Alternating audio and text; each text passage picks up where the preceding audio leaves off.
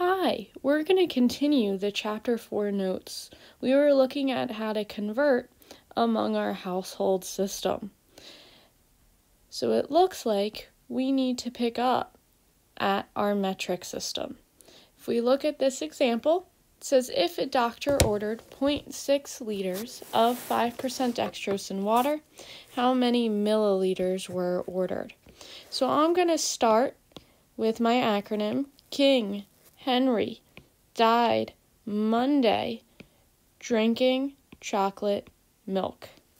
I can tell from this example that we've got liters. So I want that L after everything. And we're starting with our 0.6 liters, and we want to go over to milliliters. So I want to go 1, 2, 3 spaces right. So with that 0.6 or that 6/10, I'm going to go 1, 2, 3 spaces right, which gives me 600 milliliters. If you instead want to use dimensional analysis, you could. We could start with our 0.6 liters. We know that we need to put liters in the denominator and milliliters up in our numerator so that our liters would cancel out. And we could say that there's 1,000 milliliters in 1 liter. When you do that multiplication, you'll also end up with 600 milliliters. If we look at our metric system, there's one unit that we haven't talked about before, and that's this micrograms. And micrograms are even smaller than milligrams. 1,000 micrograms equals 1 milligram. So more often than not, it's going to be easier to use dimensional analysis for our micrograms. If you'd prefer to use your decimal bumping shortcut, we can still use our acronym King Henry died Monday drinking chocolate milk. But notice there's 1,000 micrograms in a milligram. So we need 2 blank spaces and then our micrograms. And we know we could have G's after everything. Now technically there is something that's microliters and micrometers, but more often than not in this class all we'll need micro for is grams. So let's look at an example. It says the order reads 250 micrograms of this drug by mouth daily. How many milligrams of this cardiac medication would you administer to the patient? So we're starting with our micrograms, and we want to end with our milligrams. If I'm using my dimensional analysis, I know I'll have 250 micrograms. And I want to cancel out my micrograms and get to milligrams. And we saw on that last slide that there's 1,000 micrograms in 1 milligram. When I multiply straight across, I'll have 250 over 1,000 milligrams. And I know that I can do that division. If I do that division, I end up with 0.25 milligrams. If I'm trying to use decimal bumping, I'd have my King Henry died Monday drinking chocolate milk, my 2 blank spaces, and then my micro. And I know everything is grams. And I'd say I'm starting at my 250 milligrams. Nope, I apologize. That's where we want to end. We're starting in our 250 micrograms. So we go 1, 2, 3 spaces left. So I would take that 250.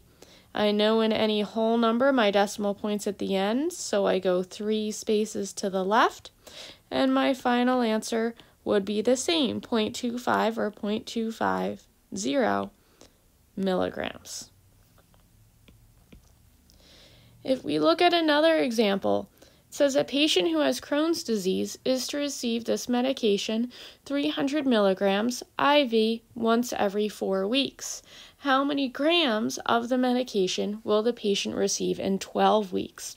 This is one where I am going to strongly encourage using dimensional analysis, so it's the only way I'm going to show. If we look at what we're starting with, our patient is getting 300 milligrams once every 4 weeks. So they're actually giving us a rate. I'll say 300 milligrams per 4 weeks is what we're starting with. Now, if we look, we need to answer how many grams. So the first thing I'm going to do is convert from milligrams to grams. I know there's 1,000 milligrams in 1 gram. My milligrams canceled out. Now, the other issue is we want to know how much this patient got in 12 weeks, not 4 weeks. So I'm going to multiply by 12 weeks. If we do that, the weeks cancel out and we're just left with grams, which makes sense for our problem. They asked us how many grams.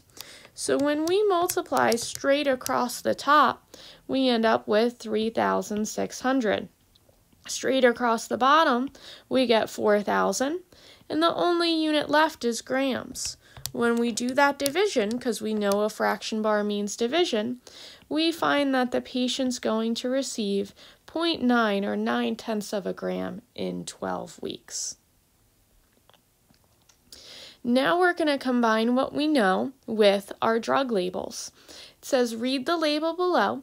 How many grams of this hypoglycemic agent would you administer if you administered 1 tablet to a patient? So we need to first notice on this drug label that 10 milligrams is in 1 tablet.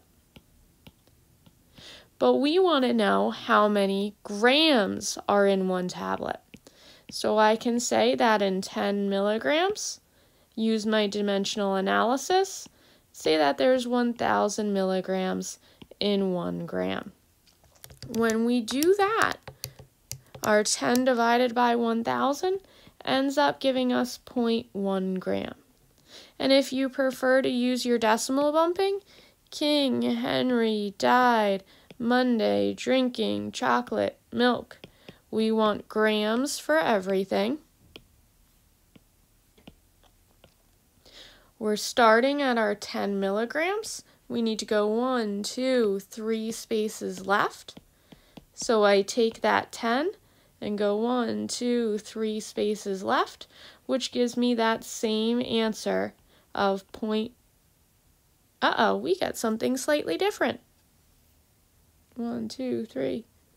Because I made a copying error above. I apologize for the mistake. When you do 10 divided by 1,000, you do get 0.01. I dropped a 0 originally. Let's keep going. We've got one more. Read the bottle below. How many micrograms are in 1 tablet of this drug?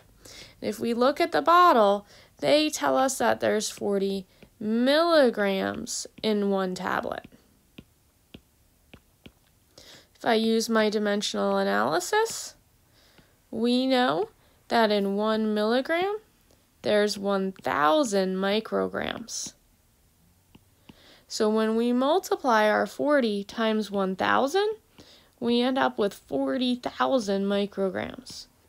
If you prefer to use your decimal bumping, we've got King Henry died Monday drinking chocolate milk.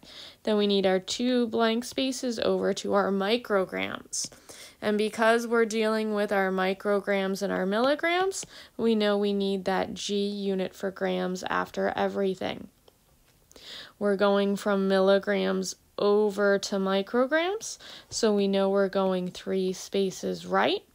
And if we look at that 40, we need to go 1, 2, 3 spaces right, and we get that same 40,000. And we can't forget our units, 40,000 micrograms. If we look at our last example, It says determine the number of micrograms in 5 milliliters of amoxicillin. Now this seems a little weird. They're telling us that we need to end in micrograms, but we're starting with milliliters. So we're going from a liquid measurement to a solid measurement, or a weight measurement. But if we look at our drug label, they give us a conversion there. They tell us that there's 250 milligrams for every 5 milliliters. So I'm going to start with my dimensional analysis with the 5 milliliters that they gave me in the problem. Then I'm going to use my drug label. I need 5 milliliters in the denominator to get it to cancel out, and my 250 milligrams up in my numerator. Then we have one more step. We want it to end in micrograms. So I know in 1 milligram, there's 1,000 micrograms. So if I multiply straight across the top, we end up with a large number, 125 with 4 zeros after it. And then in our denominator, we have 5. If we double check our units, we've just got micrograms. And when we do that division, we end up with 250,000 micrograms in that 5 milliliters.